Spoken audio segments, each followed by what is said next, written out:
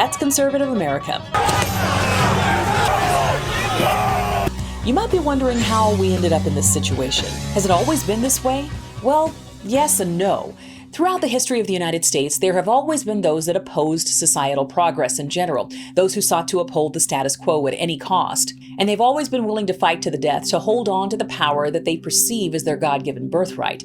Some battles have been legislative and some have made their way to the actual battlefield. When it comes to America's conservative past, political organization has always been at the forefront of their strategy to retain the dominance that many within the movement feel has been bestowed on them by the Almighty. There have always been organizations, movements, political action committees, ideologues, demagogues, and master manipulators operating just beneath the surface, churning away like an army of worker bees, strategizing on how best to exploit the hopes, dreams, fears, ignorance, and prejudices of the proletariat. But if you're paying attention, it's obvious that something in the timbre of our political discourse has changed in recent years, almost as if there was a singular event in our recent past that represented a sea change in how mostly white conservatives saw their position on the political landscape. It's as though one event in particular signaled a shift in many conservatives' minds. Up to that point, their position was reasonably secure, and they allowed for certain concessions to liberals as long as it didn't affect their way of life. In their minds, they would always be dominant, though they may not always get their way. But now that very dominance is being called into question, and therein lies the rub. When a movement came along that attempted to reassert that dominance, and suddenly they realized that a significant portion of the country had made an ideological shift or was no longer white and Protestant, panic began to set in. And this is where the modern conservative movement is right now. They're in their panic era. Are we still dominating the airwaves? We certainly used to. What happened? Can we get back on top of the charts? But make no mistake, panicked does not necessarily equal powerless.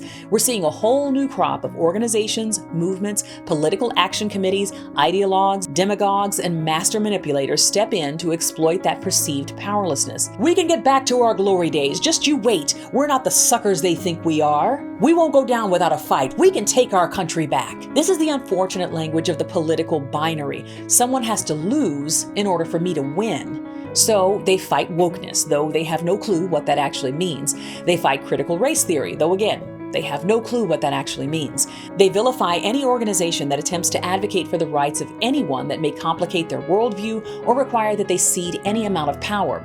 And they often do so with a Bible in one hand and a firearm in the other. Over the next year, I want to explore the history of modern conservatism and the movements, organizations, and people that have come to define it. I grew up in this movement, so this subject is of particular interest to me. I want to talk about why Democrat has not always equaled liberal and why Republican has not always equaled conservative.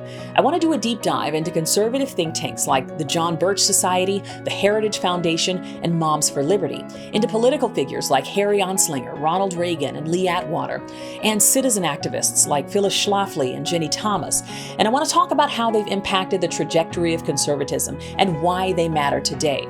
Conservatism will never die, and it's not my aim to snuff it out. There's nothing wrong, theoretically, with pushing for smaller government and fiscal conservatism, but that's not what we're dealing with anymore. There is a particular brand of toxic conservatism that is tied to a sense of sociological and moral entitlement that must be taken seriously. This particular strain of conservatism, the dominant strain in the 21st century, is deeply undemocratic and is selfishly motivated. It's often marked by the worst kind of racist, homophobic, xenophobic, and exclusionary sentiments.